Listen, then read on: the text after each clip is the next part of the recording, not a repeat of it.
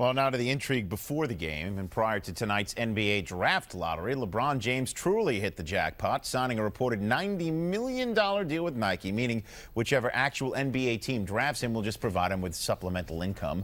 And with all the sports business put aside, the true literal LeBron lottery took place tonight. The ping pong balls are popping with the richest teenager this side of Mary-Kate or Ashley up for grabs. Here's how it went down. The second pick goes to the Memphis Grizzlies.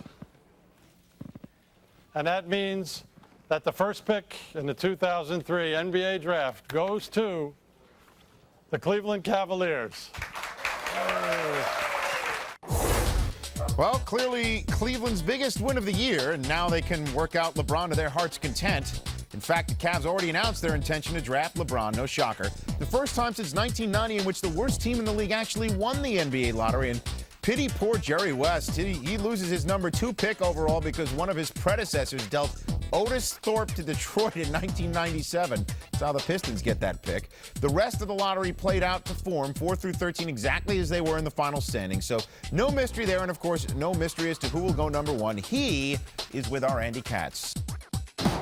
Well, this could not have turned out any better for the city of Cleveland and perhaps for LeBron James. The Cleveland Cavaliers, your hometown team, gets the number 1 draft pick. No one saw your reaction in there, at least publicly. How did you react when you heard it? No, I think I'm really excited about joining the Cleveland Cavaliers. And right now we're looking for a coach. And once we find our coach, I'm going to get real acquainted with the coach and with the teammates. And we're looking forward to the upcoming season. Well, there was a time when you worked out for John Lucas. And after he got fired, I mean, there was some talk as whether or not you would want to play for Cleveland.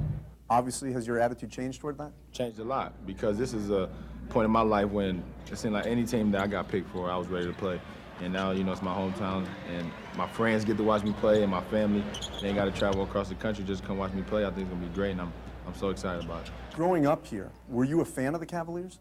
Yeah, early, and then, but that was the era during Jordan, so you couldn't be really nobody but the Bulls fan. There's a lot of pressure on you, maybe more so than any other number 1 pick because of all the endorsement deals.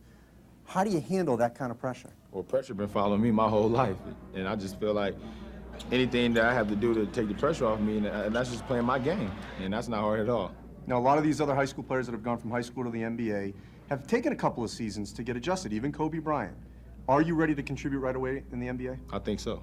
I think for my team that I'm at right now, I'm ready to contribute to whatever they need me to do. And just like I keep saying, I just want to get them better and better every year because we had an off year last year.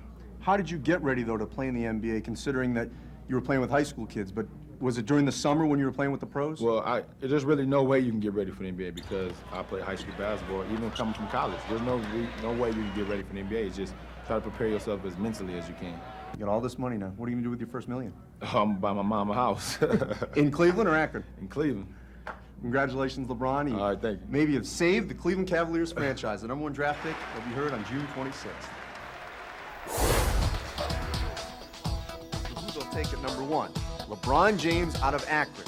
At number 2 and 3, it should go like this. Darko Milicic to Detroit. Carmelo Anthony to Denver. Toronto will look to Chris Kaman of Central Michigan. The Miami Heat need a point guard, so look for them to grab TJ Ford. The Clippers could go big with Chris Bosh from Georgia Tech. The Chicago Bulls take the local product, Wayne Wade out of Marquette. The Milwaukee Bucks could grab Kirk Heinrich from Kansas, and his teammate Nick Collison could go to the Knicks at number 9. A surprise at number 10, Victor Kriapa from Russia going to the Wizards. Luke Ridnour at number 11 going to the Warriors.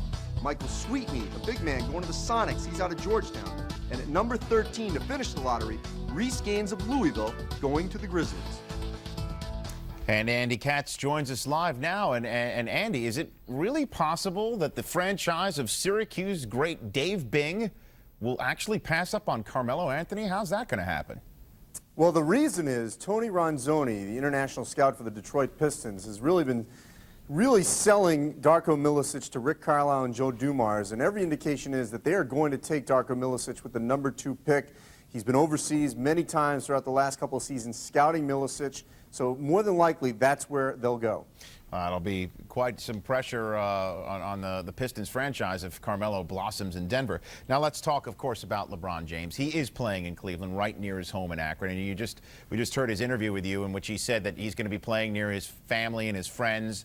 There's probably some faction out there who believes that may not be the best thing for him. Would you agree with that?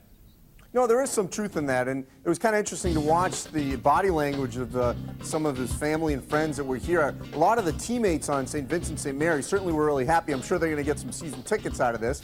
But, you could notice a little, either his mother, Gloria James, was just playing it cool, or maybe she wanted a bigger house in L.A. or somewhere else. But, some of the other people around him, they were just really relaxed about the whole thing, about basically staying in Cleveland. So it'll be interesting to see how this thing plays out, whether or not playing at home is a positive or a negative. Well, all right.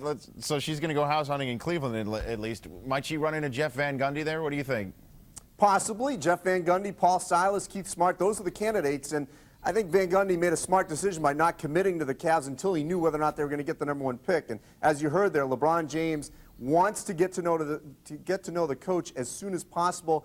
And one other thing Aaron Goodwin told me, his agent, they are going to start this marketing campaign right away in Cleveland. Nike's going to really start maybe as early as tomorrow. Season ticket sales are probably going to go through the roof beginning tomorrow. So they're going to get a head start on a marketing campaign in Cleveland 6 weeks ahead of the draft. The one thing they can't do, though, unlike the NFL, is they can't sign him before June 26th. All right, Andy, thanks very much. The Cavs head coaching job just got that much more attractive. We appreciate you joining us tonight. Stu?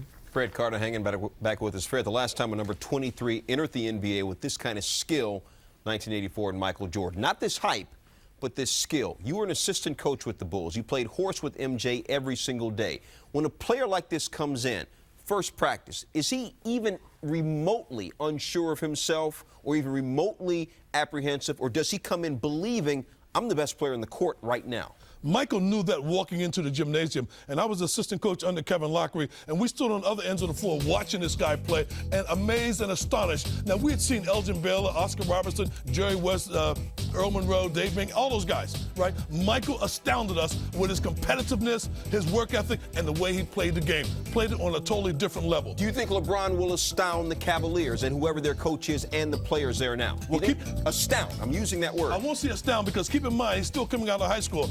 There's going to be a rocky road for him, and I'm not talking ice cream. I'm talking bumps and grind. He's going to run into some contact, the physicality, because he has to run up against guys who are taller than he is, stronger and quicker. There's going to be a learning curve. He's got to be patient. People in Cleveland, be patient. LeBron, there is a precedent. Jordan's first year with the Bulls, he averaged 28 points, 6.5 boards, 6 assists a game. And he was good, too. Plus, he beat you in every game of horse, didn't he? And I didn't like that either. Coach will be on NBA tonight, 12:30 a.m. Eastern on ESPN2. Right after us on ESPN, you can catch LeBron James and Carmelo Anthony together on OTL Nightly with Bob Lee. That's immediately following SportsCenter, 12 a.m. Eastern on ESPN.